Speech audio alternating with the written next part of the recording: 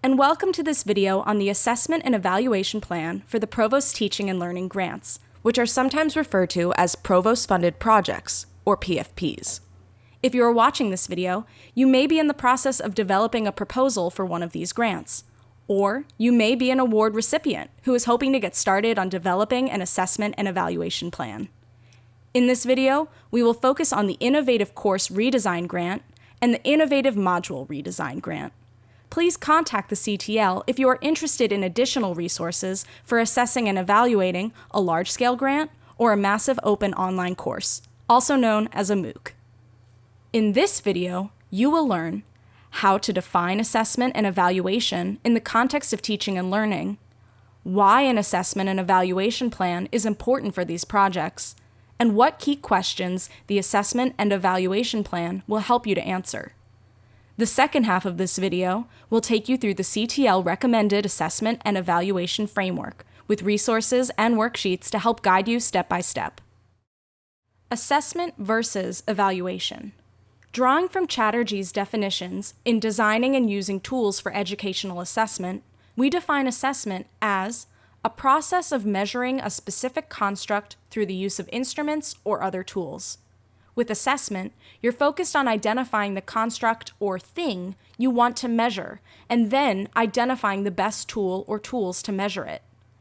Assessment is also sometimes used to refer to the specific tools you are using to measure a given construct, such as a survey tool or an exam. Evaluation, on the other hand, comes after the assessment process is complete, when you are reviewing data you have collected in order to make a value judgment or interpretation. In our context, you would be evaluating whether or not the proposed project was successful, whether students learned more, whether engagement increased, or whether you were able to complete all the tasks you hope to complete on time. So, why is the PFP assessment and evaluation plan important? One of the key goals of the Provost Requests for Proposals, or RFPs, is to measure the impact and effectiveness of these designs, pedagogies, and learning strategies. The assessment and evaluation plan is important because it helps faculty organize their approaches and strategies for collecting evidence and documenting the successes and challenges of the project. Grant awardees are required to submit a summary report of project success and a description of expenditures to the Office of the Provost. The reports should reference assessment and evaluation data and should help you answer questions such as, how did the innovation support the student learning goals of the course, and how did it impact the student experience of the course? How well did the new curricular elements meet the original course design goals? What could be enhanced to improve student success overall? Should the new curricular elements be maintained, or how can they be improved? What do you see as your successes and challenges in the course design process and in achieving overall outcomes? You can see why the implementation of a good assessment plan would be helpful in answering these questions. Developing a thoughtful assessment and evaluation plan early on will also help you organize your project and course design goals, and help you reflect on those goals along the way. Now, let's take a look at the CTL recommended assessment framework for these projects. At the CTL, we support faculty in almost all stages of the PFP process, including the creation and execution of their assessment and evaluation plans. Regardless as to where you are in the process, we recommend that awardees consider including each of these three components within their plans. The first component within our framework is student learning outcomes. Recalling our definition of assessment, the construct you are measuring here is student performance. In other words, how well did the students perform on the assignments, exams, quizzes, and other assessments within your course? How well did they demonstrate their learning of the objectives you identified? The second component is student experience of learning. Our focus in this component is how students perceive their own learning and the learning environment of the course. There are numerous constructs you could measure to understand the student experience of learning, including student engagement, student self-efficacy with respect to course learning outcomes, and student experience with the technology within the course, to name only a few. Notice that we did not label this student satisfaction or even student experience, but rather experience of learning. Our focus on these teaching and learning grants is ultimately just that. We are making innovations and using engagement strategies with the goal of learning in mind. not for the sake of entertainment or student satisfaction. The third component within our framework is instructor experience. The focus here is on how well the redesign process went from the instructor's or TA's perspective. The constructs you might measure include the amount of time it took to develop specific course materials, or the cost of specific project materials or tools. We include this component because we believe that successful projects are measured not only by how well students learn, but also in terms of how sustainable and repeatable the redesign process is in future semesters. With this framework in mind, let's turn to the methods you might use for each of these three components. Assessment methods are the specific tools you will use to measure various aspects of your redesign effort. We have once again divided these into student learning outcomes, student experience of learning, and instructor experience. Let's begin with student learning outcomes. Measuring student learning is probably the most straightforward component of the assessment plan, because faculty measure student learning all the time, in exams, projects, papers, performances, and a variety of assignments throughout a semester or unit. These are sometimes referred to as direct measures of learning, as opposed to indirect measures of learning, which measure students' perceptions about their learning.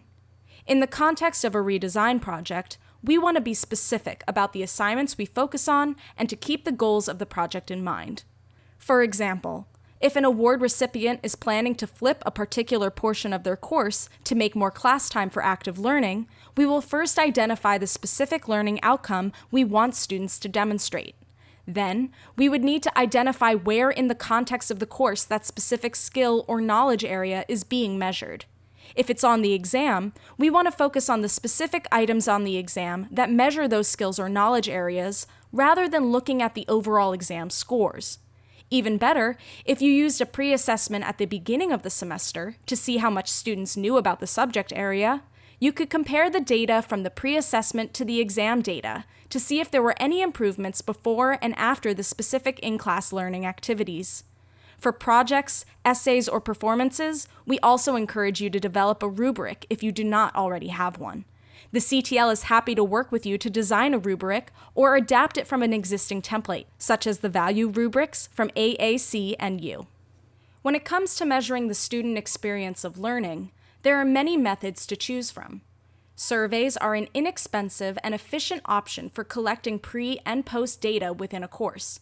If you are interested in rich qualitative data about the student experience, methods like interviews and focus groups can be very illuminating, though they also require more time for coordination and data analysis. If you are implementing a new piece of software or technology within your course as part of the redesign, you might consider pulling learning analytics, including metrics like student time on task or the number of video views you've had for a pre-recorded lecture. Measuring the instructor experience is often the component we tend to overlook in assessment plans. Fortunately, this can be as simple as keeping a teaching journal. If you are implementing a new teaching method in class, you might make an intentional point to stop after class and jot down how it went, and what you might do differently in the future. If you are working with teaching assistants, you might also survey this person or group to ask them to reflect on their experiences in the course as well. These reflections can be used as a piece of data for your final report, but they can also help you contextualize other data you've collected and build out the narrative of your report. Since the goal is to measure innovations within teaching and learning at Columbia, it is important to include your perspective. What worked? What didn't? What would you keep? And what would you change? Now, before we wrap up, let's review some CTL resources. The first resource is an assessment plan worksheet to help you build out your assessment plan, based on the specific course or module changes you are planning to make. The second resource is a short guide on selecting an assessment method. In this 3-column grid, you will see example assessment methods, advice on when to use that method, and some implementation considerations for how to employ each method most effectively. We recommend using this resource alongside the assessment plan worksheet. We look forward to working with you on your Provost Teaching and Learning grant proposals and projects. Please do not hesitate to contact the CTL at ctlss@columbia.edu if you would like to request a consultation for your assessment and evaluation plan. For consultations on any other aspect of your proposal or project, please contact CTL faculty at columbia.edu.